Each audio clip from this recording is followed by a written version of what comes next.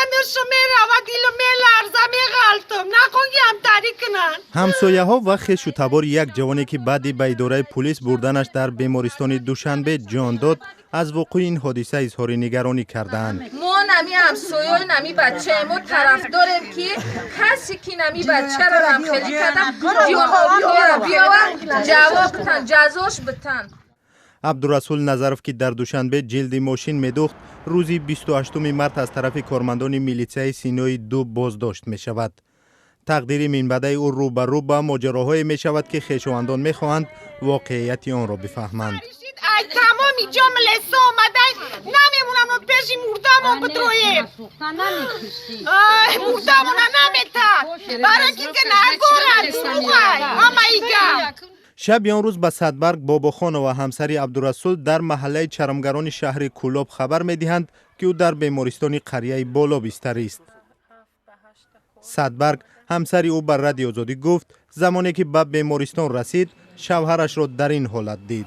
رفتم دویدم درمان پنجم کورپوس دوم اتاج که درم کیسلارود موندگی همه جوش زدگی معیب یگان جوش کار نمیکنه. پیش ورج درمان گفت که آوردنش هم 3-4-5-6 ملیسه آوردنش دستش جای نروشنی گفتم که گفت که هم کار مونه هم خیلی بهش بگوش همین قکیدیلش چی کردیم یک بار نفس گرفت تمام افتاد. بعدی چند وقت به هوش ناآمده عبدالرسول نظرف فوتید. خویش و تبار جسد او را عکاسی کردند و در آن زخم‌ها را مشاهده نموده دعوا دارند عبدالرسول شکنجه شده است و به آن تاب نآورده فوتیده است.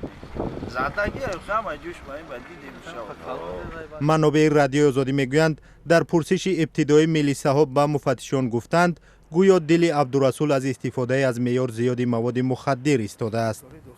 این فرضیه تفتیشات را کسانی که عبدالرسول را میشناسند رد میکنند. کسال میگه اگر یادم چیزی کسال میگه جمعی جنبو محل میشه کسال میگه یک کدام خصلتی بچه یکم کلا تا طرف پشر وجود داره.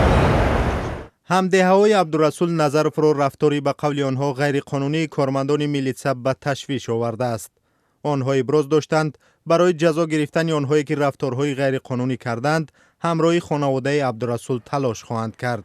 شورای امیره نبینه همه خلق چرمگرا خلق محله استقلال میخیزن در پیش جناب بیالی میروند اتوبوس تشکیل میکنن میروند. صدبرگ باباخان و همسری عبدالرسول نظرف از حادثه آن روز یاد آورده نقل میکند که کارمندان میلیسه آن روز به خانه‌شان واقع در محله چرمگران آمده با او مناسبت دغلانه داشتند.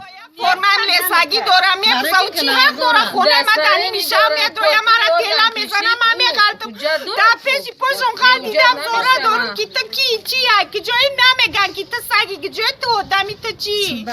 دادستانی شهر دوشنبه مرگ عبدالرسول نظرف را تفتیش دارد. حالا پرونده باز نشده است و بعدی تشخیص نهایی به نتیجه میرسند. ضمناً نزدیکان عبدالرسول نظرف در دوشنبه در سراغ ادوکات هستند و میخواهند قضیه مرگ او در اداره میلیسه منصفانه بررسی شود.